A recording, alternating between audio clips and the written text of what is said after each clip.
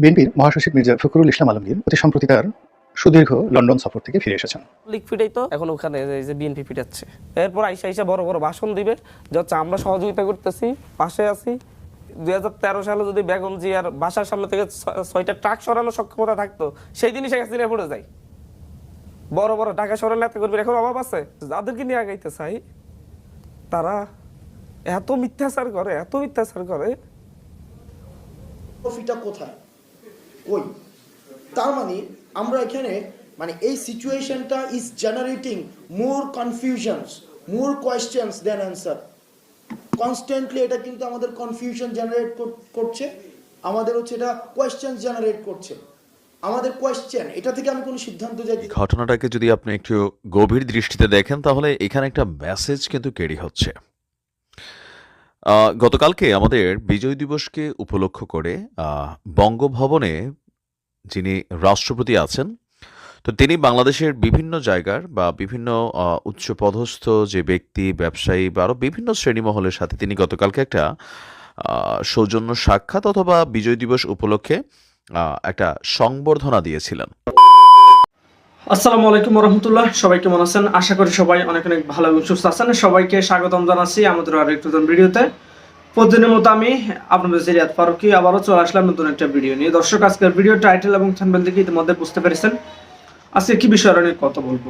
খুবই গুরুত্বপূর্ণ একটা বিষয় নিয়ে কথা বলার জন্য চলে আসলাম। বর্তমানে বাংলাদেশের যে চলমান রাজনীতি বা বর্তমান যে চলমান পরিস্থিতি, তারই ধারাবাহিকতায় আজকের ভিডিওটি। ইতিমধ্যে আপনারা সবাই ভিডিওর শুরুতেই কিছু অংশ বিশেষ দেখে বুঝতে পেরেছেন আজকের ভিডিওটি কতটুকু গুরুত্বপূর্ণ হতে চলেছে। তো এই বিষয়টা নিয়ে বেশি বিস্তারিত বলবো না, কারণ বিস্তারিত বলতে গেলে ভিডিওটা অনেক লম্বা হয়ে যাবে। তাই আমি সংক্ষেপে করার ক্ষেত্রে আপনাদেরকে মূল আলোচনা নিয়ে যাচ্ছি। তার আগে আপনার কাছে ছোট্ট একটি অনুরোধ জানিয়ে রাখতে চাই, যারা আমাদের ফারুকি অনলাইন ইউটিউব চ্যানেলটি এখন চ্যানেল সাবস্ক্রাইব করে সাথে থাকবেন, একটা লাইক দিয়ে সবাই ভিডিওটি ধৈর্য সহকারে দেখতে থাকবেন। বিএনপির মহাসচিব মির্জা ফখরুল ইসলাম আলমগীর অতি সম্প্রতি তার সুদীর্ঘ লন্ডন সফর থেকে ফিরে এসেছেন। তিনি লন্ডনে গেছেন মূলত সাংগঠনিক কর্মে। দলের ভারপ্রাপ্ত চেয়ারম্যান জনাব তারেক রহমান সাহেবের সঙ্গে তার বৈঠক, অবশ্যই অনানুষ্ঠানিক বৈঠক, দীর্ঘ বৈঠক। এবং সেই বৈঠক সম্পর্কে আমরা কিছু জানি না, তবে সেখানে তিনি গিয়েছেন। বাংলাদেশে বসে আমরা যে সকল আলোচনা করেছি তার পাদপীঠ হলো, প্রেক্ষাপট হলো বা অন্তর্নিহিত তাৎপর্য হলো যে সামনে বিএনপি রাজনীতি কিভাবে চলবে এবং বিএনপির যে অতি গুরুত্বপূর্ণ যে পদটি, মহাসচিবের পদ, এটি জনাব মির্জা ফখরুল ইসলাম সাহেব রাখবেন কি রাখবেন না, তিনি থাকবেন কি থাকবেন না, অথবা উল্টো দিকে যদি বলি তাকে রাখা হবে কি হবে না, এই বিষয়গুলো নিয়ে হয়তো আলাপ আলোচনা হবে। দ্বিতীয়ত, প্রথম যেভাবে মনে করা হয়েছিল যে সরকার খুব দ্রুত একটা নির্বাচন দিবে, তারপর তারা চলে যাবে। তারপর আবার ভাবা হয়েছিল যে ঠিক আছে, এই সরকার যদি সবকিছু ভালো করে থাকুক না, 2 বছর থাকুক, 3 বছর থাকুক, তারা সুন্দর মতো সবকিছু চালাক এবং একটা স্ট্যাবল অবস্থা যখন হবে তখন যেটিকে মির্জা ফখরুল যৌক্তিক সময় বলতেন, তারপর তারা নির্বাচনে চলে যাবে এবং নির্বাচনে সংগতিকরণে বিএনপি আসবে। কিন্তু এই সময়ের মধ্যে দেখা যাচ্ছে যে পর্দার আড়ালে এমন কিছু চক্রান্ত হচ্ছে এবং ক্ষমতা চেয়ার থেকে এমন সব কর্মকাণ্ড হচ্ছে, এমন সব নিয়োগ হচ্ছে, এমন সব বদলি হচ্ছে, যাতে কিনা বিএনপি আতঙ্কিত হয়ে পড়ছে যে এই সরকার হয়তো একটা দীর্ঘমেয়াদের পরিকল্পনা নিয়ে এগোচ্ছে। দ্বিতীয়ত, বিএনপি তার যে রাজনৈতিক কর্মকাণ্ড সেটা পরিচালনা করতে গিয়ে এই প্রথম ইতিহাসের একটা সন্ধিক্ষণে পড়েছে। গত সেই 2009 থেকে 2014 পর্যন্ত তাদের এক ধরনের ট্রেন্ড ছিল। তখন বিরোধী দল, সংসদীয় বিরোধী দল এবং সংসদীয় বিরোধী দল হওয়া সত্ত্বেও বিএনপির এমপি, মন্ত্রী, নেতাদের একটা যথেষ্ট গুরুত্ব ছিল আপ টু 2014। কিন্তু 2014 পরে এটা ধীরে ধীরে এমন একটা পর্যায়ে চলে আসে যা কিনা 2024 সালে এসে সেই সেপ্টেম্বর, জুন, জুলাই, তো জুলাই, এপ্রিল, মে, জুন পর্যন্ত ধরেন, জুলাইতে তো আন্দোলন চাঙ্গা, এখানে জুলুম দিয়ে, অত্যাচার দিয়ে, মামলা দিয়ে, মোকদ্দমা দিয়ে বিএনপির সর্বস্তরের নেতাকর্মীদেরকে রীতিমতো এমনভাবে মাটির সঙ্গে মিশিয়ে দেওয়া হয়েছিল যে এরা আবার নতুন করে দাঁড়াবে, রাজনৈতিক নেতৃত্ব দেবে, আওয়ামী লীগের বিরুদ্ধে দাঁড়াবে, শেখ হাসিনাকে ক্ষমতাচ্যুত করবে, তারেক রহমানকে আন্দোলন করে বাংলাদেশে নিয়ে আসবে, বেগম জিয়াকে জেল থেকে বের করবে। এই জিনিসগুলো কল্পনার মধ্যে ছিল না। একই কথা জামাতের ক্ষেত্রে।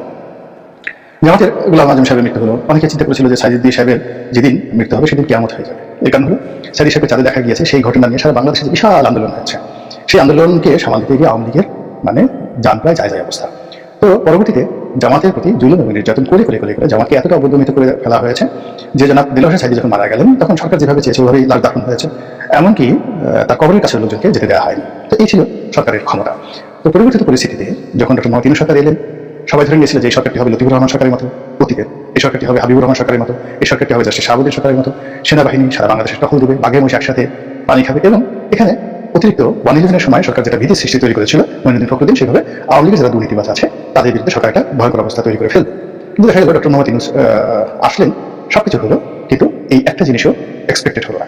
অর্থাৎ আওয়ামী লীগের কিছু নেতাকর্মী ভয় পালিয়ে গেলেন, তারা বাংলাদেশে তাদের ধনসম্পদ যা ছিল নিরাপদে নিয়ে গেলেন, বাংলাদেশের ভিতরে যারা থাকা তারা থাকলেন, অনেকে সব জায়গাতে আত্মীয় স্বজন মিল মহব্বত করে ফেলেছেন বিএনপির সঙ্গে, জামাতের সঙ্গে, এমনকি সরকারের সঙ্গে।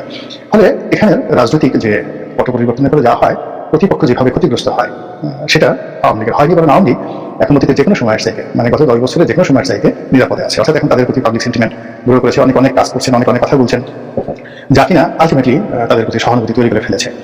আর অন্যদিকে যেটি হচ্ছে, অপ্রত্যাশিতভাবে বিএনপির নেতাকর্মীরা যে স্বাধীনতা সুফল পেয়েছে এই জুলাই আগস্ট বিপ্লবের পরে, এটাকে দলের চকলমতি তরুণ, এরপরে দলের মধ্যে যে সকল দুর্নীতিবাজ রয়েছে, চাঁদাবাজ রয়েছে, মন্দ লোক রয়েছে, তারা এটাকে এমনভাবে ব্যবহার করার চেষ্টা করেছে, ফলে প্রতিটি জনপদে এখন বিএনপির দুর্নাম এবং বদনামের শেষ নেই।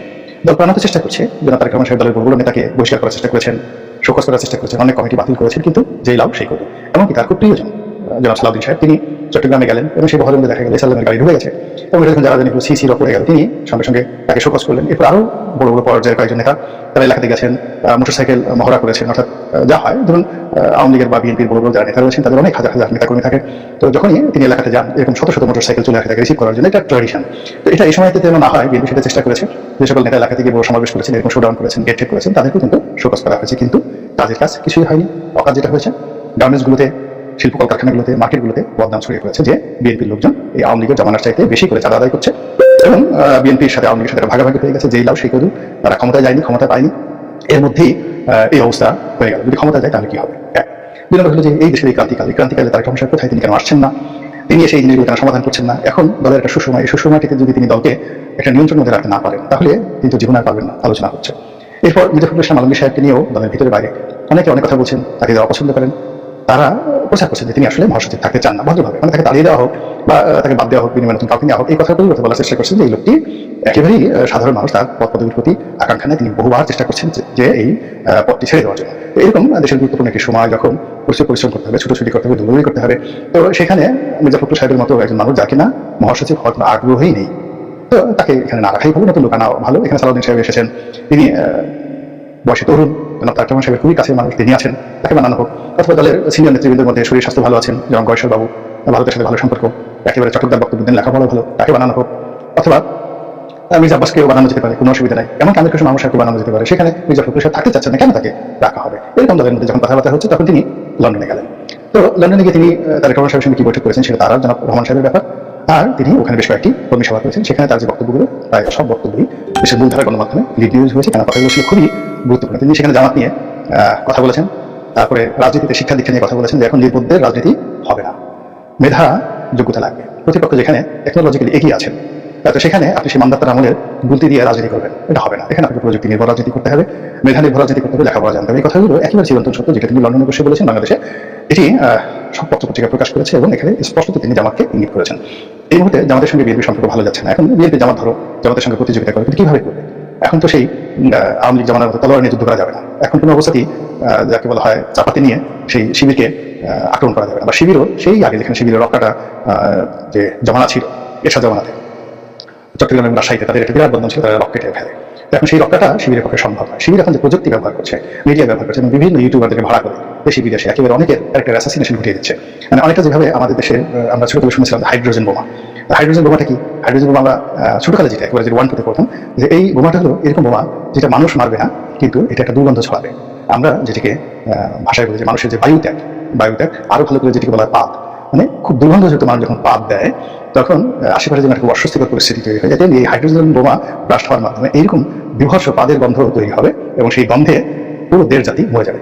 বিল্ডিং ভাববে না, কোনো কিছু মরবে না, এবং পাদের গন্ধে গরুও মরবে না, শুধু মানুষ মরবে আর কি। আমরা এই জিনিসগুলো 1-2-তে যখন পড়তাম তখন এই হাইড্রোজেন বোমা সম্পর্কে নতুন আবিষ্কৃত হয়েছে, এরকম আমরা গল্প শুনতাম। তো এখন যেটি হচ্ছে, প্রযুক্তি দিয়ে জামাত এরকম কিছু ইউটিউবার তৈরি করেছে যারা এইভাবে হাইড্রোজেন বোমা যে দুর্গন্ধ, সেই দুর্গন্ধের মতো সমাজ দুর্গন্ধ ছড়িয়ে দিচ্ছে।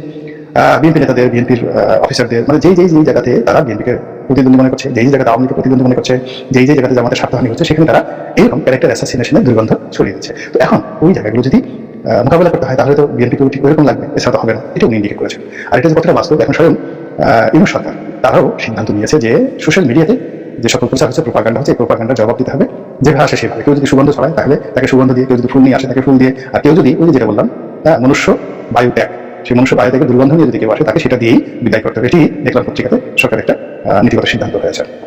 তো এই সকল কথাবার্তা বলে ছাত্র জনতার গণ অভ্যুত্থানে গত 5 আগস্ট তৎকালীন প্রধানমন্ত্রী শেখ হাসিনা দেশ ছেড়ে ভারতে আশ্রয় নেওয়ার পর থেকে দুই দেশের সম্পর্ক ক্রমেই তলানির অভিমুখী। নানা ছুতা আর অভিযোগে বাংলাদেশ বিরোধী অপপ্রচারে ব্যস্ত প্রতিবেশী রাষ্ট্র ভারত। ক্ষমতাসীন বিজেপি সহ কট্টর হিন্দুত্ববাদী গোষ্ঠীর চরম উস্কানি আর আগ্রাসী বক্তব্যে দুই দেশের বিদ্বেষ আর সামাজিক মাধ্যমের গণ্ডিতে নেই। এবার খোদ ভারতের প্রধানমন্ত্রী নরেন্দ্র মোদী ব্যক্তিগত সামাজিক মাধ্যম থেকে দেয়া স্ট্যাটাসে কূটনৈতিক তৎপরতায় দূরত্ব কমানোর চেষ্টাকে দুরাশার দিকে ঠেলে দেওয়ার ইঙ্গিত দিয়েছেন। বৃহৎ গণতান্ত্রিক দেশের ক্ষমতার সর্বোচ্চ পর্যায় থেকে এমন মন্তব্য কি বাংলাদেশের সার্বভৌমত্ব আর স্বাধীনতায় অস্বীকৃতির অপচেষ্টায় চূড়ান্ত উস্কানি, মুক্তিযুদ্ধ আর বাংলাদেশের অস্তিত্বের প্রতি আঘাতের চরম ধৃষ্টতা? 16 ডিসেম্বরকে বিজয় দিবস উল্লেখ করে সাবেক টুইটার আর বর্তমানের এক্স হ্যান্ডেলে প্রতিক্রিয়া দিয়েছেন ভারতের প্রধানমন্ত্রী মোদী। একই বক্তব্য ফেসবুকেও পোস্ট করেছেন। কোথাও বাংলাদেশের নাম না নিয়ে দাবি করেছেন 71-এ পাকিস্তানি বাহিনীর বিরুদ্ধে ঐতিহাসিক জয় পেয়েছিল ভারত। মোদী লিখেছেন, আজ বিজয় দিবসে আমরা 1971 সালে ভারতের ঐতিহাসিক বিজয়ে অবদান রাখা সাহসী সেনাদের সাহস ও আত্মত্যাগকে সম্মান জানাই। তাদের নিঃস্বার্থ ত্যাগ আর অটল সংকল্প আমাদের জাতিকে রক্ষা করেছে, গৌরব এনে দিয়েছে। এই দিবসে তাদের অসাধারণ বীরত্ব এবং অদম্য চেতনার প্রতি শ্রদ্ধাঞ্জলি। তাদের আত্মত্যাগ চিরকাল প্রজন্মকে অনুপ্রাণিত করবে, আমাদের জাতির ইতিহাসে গভীরভাবে গেঁথে থাকবে। মোদীর বিতর্কিত এই স্ট্যাটাসে বাংলাদেশি কেউ কেউ ধন্যবাদ আর স্বাগত জানিয়ে সানন্দে নতজানু দাসত্বের শিকলবন্দি থাকার পরোক্ষ সমর্থন দিয়েছেন। চরম অপমানজনক ওই স্ট্যাটাসের প্রতিক্রিয়ায় চন্দি ইউনিয়ন ছাত্রলীগ নামের অ্যাকাউন্ট থেকে অভিনন্দন জানানো হয়েছে। ক্ষুব্ধ প্রতিক্রিয়ায় একজন মোদীকে গুজরাটের কসাই হিসেবে সম্বোধন করেছেন, তো কেউ বলেছেন গোমূত্র পানকারী নেশাখোর নির্লজ্জ পশু। মুসলিমদের হাতে ভারতের শাসনভার যেতে আর বেশি দেরি নেই, তখন মুসলমান ভাইদের হত্যাকারী মোদীর বিরুদ্ধে সাক্ষ্য দেয়া হবে। কারো কারো মতে বাংলাদেশের মহান স্বাধীনতা যুদ্ধকে অপমান করেছেন মোদী। সেই সাথে বাংলাদেশের মুক্তিযুদ্ধে ভারতের অনস্বীকার্য অবদানকেও খাটো করেছেন। এসেছে ভারতে আশ্রিত শেখ হাসিনার প্রসঙ্গ। তার প্রতি চরম অপমানজনক মন্তব্যের কমতি ছিল না মোদীর স্ট্যাটাসের প্রতিক্রিয়ায়। কারো মতে একজন চা বিক্রেতার পক্ষে এর থেকে ভালো আর কি মন্তব্য আশা করা যায়? হাজার হাজার প্রতিক্রিয়ার ভিড়ে বেশিরভাগই মোদী সহ ভারতীয়দের মনে করিয়ে দিয়েছেন 16ই ডিসেম্বর ভারতের নয়, বাংলাদেশের বিজয় দিবস। আর যুদ্ধটা হয়েছে পাকিস্তানের বিরুদ্ধে বাংলাদেশের, ভারতের নয়। বাংলাদেশের মহান স্বাধীনতা যুদ্ধকে বিতর্কিত করার চেষ্টা করলে চরম জবাবের জন্য প্রস্তুতি রেখে মোদীর ধুতি সামলে রাখার হুঁশিয়ারিও দিয়েছেন অনেকে। বাংলাদেশের মুক্তিযুদ্ধকে বিতর্কিত করতে ভারতের বুদ্ধিজীবী, রাজনীতিবিদ, চলচ্চিত্র নির্মাতা সহ কারো কারো অপচেষ্টা নতুন নয়। বাংলাদেশের মুক্তিযুদ্ধকে খাটো করে বিভ্রান্তিকর অপতথ্য তুলে ধরে বলিউড মুভির সংখ্যা নেহাত কম নয়। বেশিরভাগ মুভিতেই দেখানো হয়েছে 1971 সালের যুদ্ধটা বাংলাদেশের ছিল না, সেটা ছিল পাকিস্তান ভারত যুদ্ধ। মুভিগুলো ভরপুর ভারতীয় সেনাদের বীরত্ব গাঁথায়, যদিও ইতিহাস বলছে ভিন্ন কথা। বাংলাদেশের মুক্তিযুদ্ধকে কেন্দ্র করে 3 ডিসেম্বর ভারতের একাধিক স্থানে হামলা চালায় পাকিস্তান। 9 মাসের দীর্ঘ মুক্তিযুদ্ধের শেষ প্রান্তে এসে মূলত ওই দিনই পাকিস্তানের বিরুদ্ধে সর্বাত্মক যুদ্ধে জড়ায় ভারত। 13 দিন ভারতের স্থল ও আকাশপথে হামলা, মুক্তিযোদ্ধাদের অদম্য প্রতিরোধ আর আত্মত্যাগের বিনিময়ে 16 ডিসেম্বর অর্জিত হয় রক্তস্নাত স্বাধীনতা। বিশ্বের বুকে স্বাধীন রাষ্ট্র হিসেবে মাথা তুলে দাঁড়ায় সুজলা সুফলা শস্য শ্যামলা বাংলাদেশ। এতদিন ছাত্রলীগ ফিটাইতো, এখন ওখানে এই যে বিএনপি ফিটাচ্ছে। এরপর আইসা বড় বড় ভাষণ দিবে যে হচ্ছে আমরা সহযোগিতা করতেছি, পাশে আছি। 2013 সালে যদি বেগম জিয়ার বাসার সামনে থেকে 6টা ট্রাক সরানোর সক্ষমতা থাকতো, সেই দিনই শেখ হাসিনা পড়ে যায়। বড় বড় ঢাকা শহরের নেতা করবে, এখন অভাব আছে? যাদেরকে নিয়ে আগাইতে চাই তারা এত মিথ্যাচার করে, খুব কষ্ট লাগে আর কি। আব্দুল হান্নান মাসুদের কাছে শুনতে চাচ্ছি, বর্তমান প্রেক্ষাপট, আমরা মুক্তিযুদ্ধ, 71-এর যুদ্ধ, এখন যে 24-এর যে আন্দোলন, মানে মুক্তিযুদ্ধের আকাঙ্ক্ষা পূরণের আরেকটা সুযোগ আসছে। এবার আকাঙ্ক্ষার আকাঙ্ক্ষা কিন্তু ব্যাপ্তি এবার আরো বেশি, সেটা পূরণ করার ক্ষেত্রে আপনি কি দেখছেন সামনে? না, ফ্যাসিস্টের দালালগুলোর বিভিন্ন চেয়ারে বসিয়ে রেখে এই আকাঙ্ক্ষা পূরণ হবে কিভাবে? একজনকে কাউকে সরাতে গেলে বিভিন্ন দল থেকে আমার আত্মীয় হয়, আমার এটা হয়, চাপ প্রয়োগ করে, এরপর আবার বাইরে এসে সমালোচনা করে যে হচ্ছে সরাই না কেন, এই করে না সেই করে। একজনকে অ্যারেস্ট করলে, এমনকি আওয়ামী লীগের সাবেক এমপি অ্যারেস্ট হয়েছে, রাজনৈতিক দলের শীর্ষ নেতারা পর্যন্ত ফোন দিয়ে বলতেছে ওনারা অ্যারেস্ট করা যাবে না, ছেড়ে দিতে হবে।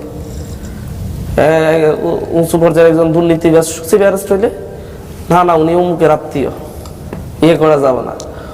অহরহ বিভিন্ন জায়গায় আপনাদের বাধার মুখে পড়তে হচ্ছে। আমি এই যে আপনাকে দেখতেছিলাম, আমি আপনাদেরকে এখানেই দেখাই, ডেইলি আমার দেশ অন্যায়ের প্রতিবাদে বৈষম্য বিরোধী ছাত্র আন্দোলনের বিক্ষোভের মিছিলে অংশগ্রহণকারী চাঁদপুর জেলা বিএনপির নেতাদের হামলা। ডেইলি আমার দেশ লাইভ, মানে শিক্ষার্থীরা কিছু করবে, এতদিন ছাত্রলীগ ফিটাইতো, এখন ওখানে এই যে বিএনপি ফিটাচ্ছে। কিছু সমালোচনার জবাব দিতে হয়, আমি একটু বলছি, যদিও পার্সোনাল হয়ে যায়।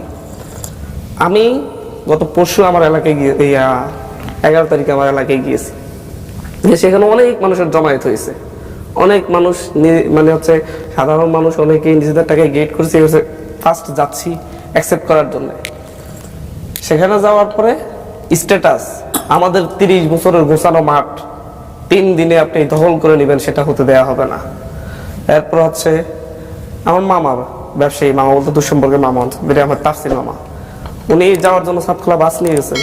সবাই জানে যে এটা কি, এটাকে ইয়ে করে নিয়ে দেখিয়ে এত টাকার মালিক হলো কোত্থেকে। আমি তো এখানে এখানেও তো হচ্ছে আপনাদের গাড়ি পাঠানো লাগে আমাকে আসতে হলে, মনে হচ্ছে আমি রিক্সায় চড়তে হয়, রিক্সাওয়ালা জিজ্ঞাসা করে যে হচ্ছে মামা আপনার তো রিস্কি, এরপর হেঁটে আসতে হয়। আপনারা আমাদেরকে ডাকে সরাসরি দেখেন, হচ্ছে একদম স্পেসিফিক্যালি ধরে যাতে হচ্ছে আমাদেরকে বিতর্কিত করা যায়, এবং হচ্ছে প্রোগ্রামে আসার ক্ষেত্রে মানুষজন আসতে চাইলে সাধারণ মানুষ তাদেরকে বাধা দেওয়া হয়, হুমকি দেওয়া হয়। কারা করছে এটা? ওই রাজনৈতিক দলের নেতাদের কথা বলছি, ফোন দিয়ে প্রতিটি অঙ্গ সংগঠনের প্রতিটি নেতাকে বলছে হচ্ছে খবরদার ওখানে যাওয়া যাবে না, ওর সাথে বসা যাবে না। ওই রাজনৈতিক মানে কি আপনি পতিত আওয়ামী লীগের কথা বলছেন? না, আমি বলছি, আমি স্ট্রিক্টলি বলছি হচ্ছে ওখানকার বিএনপি নেতা সবাইকে ফোন দিয়ে বলছে ওখানে যাওয়া যাবে না। তো যেটা আওয়ামী লীগ করছে সেটা আপনি করতেছেন, আমি সারা দেশে হচ্ছে সেটা বলতেছি না, আমি আমার এলাকার কথা বলতেছি, আমার নিজের উপজেলা হাতি উপজেলার কথা বলতেছি। নাম ধরে এইভাবে বিতর্কিত করার জন্য কষ্ট লাগে খুব, বুঝতে পারছেন? মানে আমরা কাদের জন্য এত কিছু করছি? 16টা বছর অত্যাচারিত নির্যাতিত হয়েছে আমার উপজেলা থেকে। কেউ একজন যেদিন আমার এলাকার এমপিকে অ্যারেস্ট করানোর জন্য মিছিল একটা বের করতে বলছি, ওই রাজনৈতিক দলের নেতারা মিছিল একটা বাড়ি করে সাহস পাই নাই।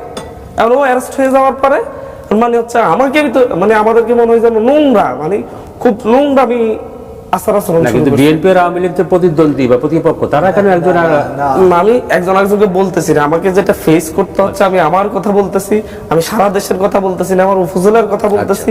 আমাদেরকে করবে সহযোগিতা, আমরা নতুন স্বপ্ন দেখতেছি, আমাদের ভুল হলে কাঁধে হাত দিয়ে দেখাই দিবে যে হচ্ছে এটা ভুল হচ্ছে, এভাবে করো না, এভাবে করো, আমরা সাথে আছি, আমরা এটা আশা করি।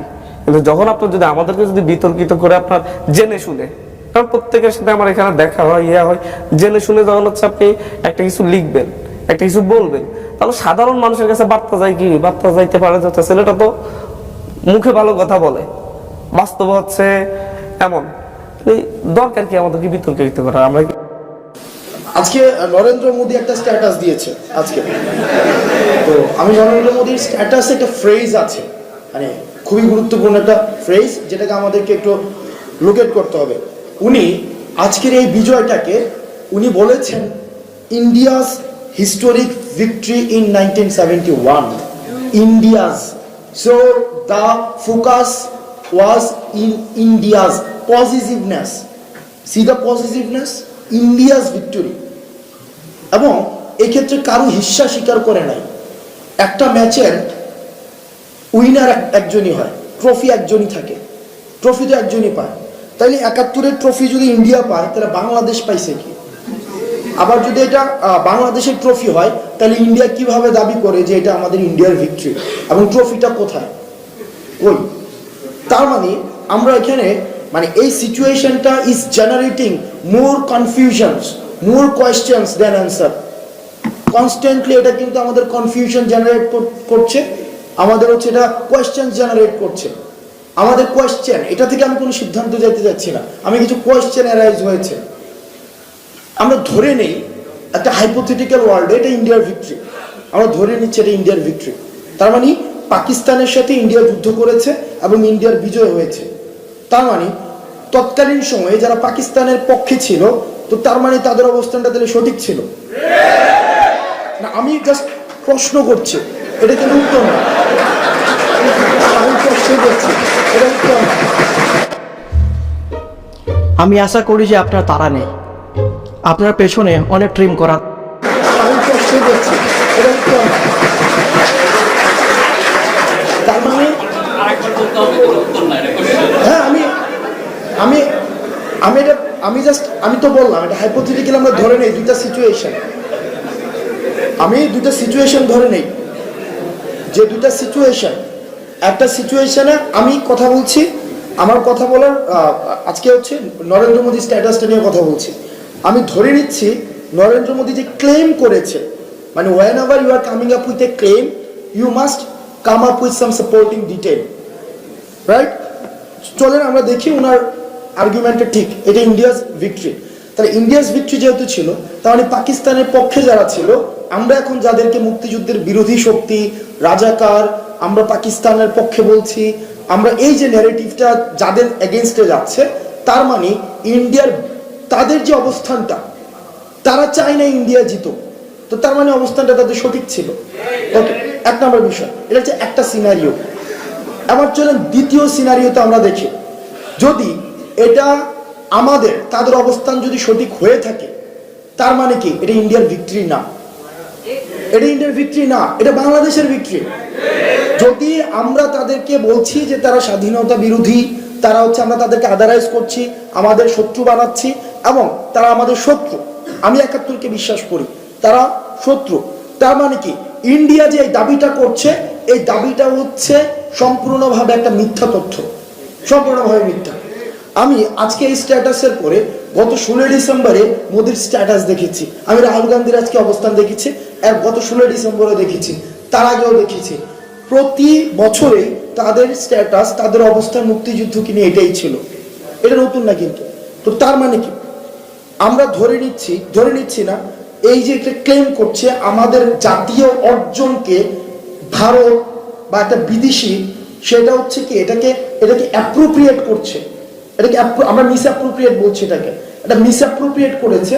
তার মানে এতদিন পর্যন্ত বাংলাদেশ তার অবস্থানে নিশ্চুপ ছিল, তার মানে ট্রফি নিয়ে দিয়ে আসছে, ট্রফিটা নিচে নিয়ে দিয়ে আসছে। তার মানে আওয়ামী লীগ, আমরা যে বলছি এই যে মুক্তিযুদ্ধকে শুধুমাত্র শেখ পরিবারের একটা পারিবারিক সম্পত্তিতে পরিণত করেছে, অনেকেই বলে যে মুক্তিযুদ্ধকে আওয়ামী লীগীকরণ করেছে, আওয়ামী লীগ পরিবারের করেছে, এই জায়গায় আমি এটা পার্শিয়ালি ট্রু। সালাম আলাইকুম। আজকে যে ঘটনা ঘটেছে, এই ঘটনাটাকে যদি আপনি একটু গভীর দৃষ্টিতে দেখেন, তাহলে এখানে একটা মেসেজ কিন্তু ক্যারি হচ্ছে। গতকালকে আমাদের বিজয় দিবসকে উপলক্ষ করে বঙ্গভবনে যিনি রাষ্ট্রপতি আছেন, তো তিনি বাংলাদেশের বিভিন্ন জায়গার বা বিভিন্ন উচ্চপদস্থ যে ব্যক্তি, ব্যবসায়ী বা আরো বিভিন্ন শ্রেণীমহলের সাথে তিনি গতকালকে একটা সৌজন্য সাক্ষাৎ অথবা বিজয় দিবস উপলক্ষে একটা সংবর্ধনা দিয়েছিলেন। মজার বিষয় হচ্ছে, এই সংবর্ধনা অনুষ্ঠানে আমাদের প্রধান উপদেষ্টা ডক্টর মোহাম্মদ ইউনূস তিনি অনুপস্থিত ছিলেন। এর পাশাপাশি আমরা দেখছিলাম যে বৈষম্য বিরোধী ছাত্র আন্দোলনের যারা প্ল্যাটফর্মের নেতারা আছেন, তারাও কিন্তু সেখানে অনুপস্থিত ছিলেন। এখন এই যে অনুপস্থিতিটা, এটা কিন্তু একটা মেসেজ ক্রিয়েট করছে। মেসেজটা হচ্ছে যে রাষ্ট্রপতিকে আসলে একটা রেড কার্ড দেওয়া হয়েছে অন্তর্বর্তী সরকারের পক্ষ থেকে। কিন্তু প্রশ্ন হচ্ছে, এই রেড কার্ডের আদৌ কতটুকু ভ্যালু আছে?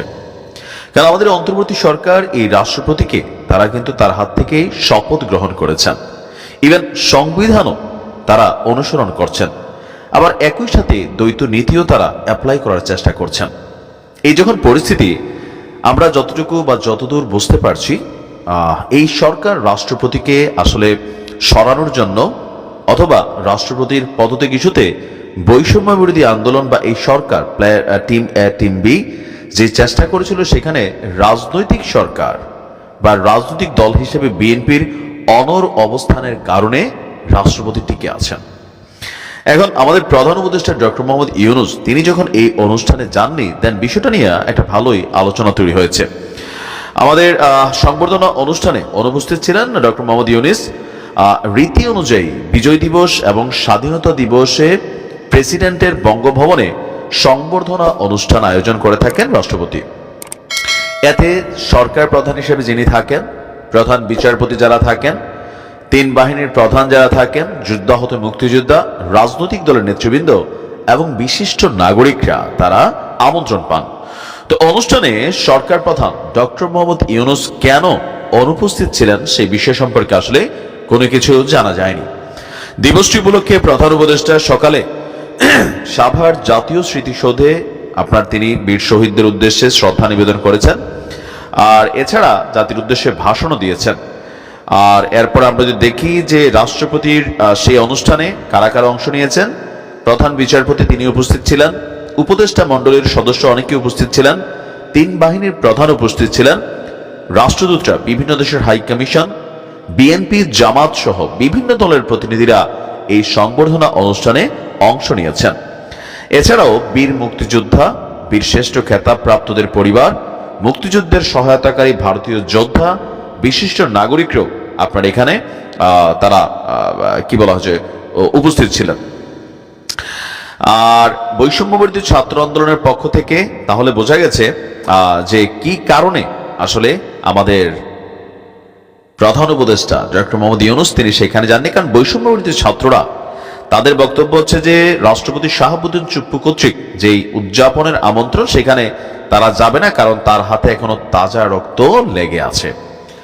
তো আমাদের প্রধান উপদেষ্টার যাওয়া না যাওয়ায় আসলে কি কোনো কিছু ভেরি করে এই মুহূর্তে রাষ্ট্রপতির জন্য? আসলে কার্যত কোনো কিছু ভেরি করে না, কারণ এই অন্তর্বর্তী সরকার এটার 1 বছর সামথিং আছে, তারপর তারা সরে যাবে। এরপর আমজনতা হিসাবেই তারা ট্রিট হবেন, বিকজ তারা কোনো পলিটিক্যাল পার্টিকে রিপ্রেজেন্ট করেন না। তবে নতুন একটা পলিটিক্যাল পার্টি আসতে যাচ্ছে, সেটা আলাদা।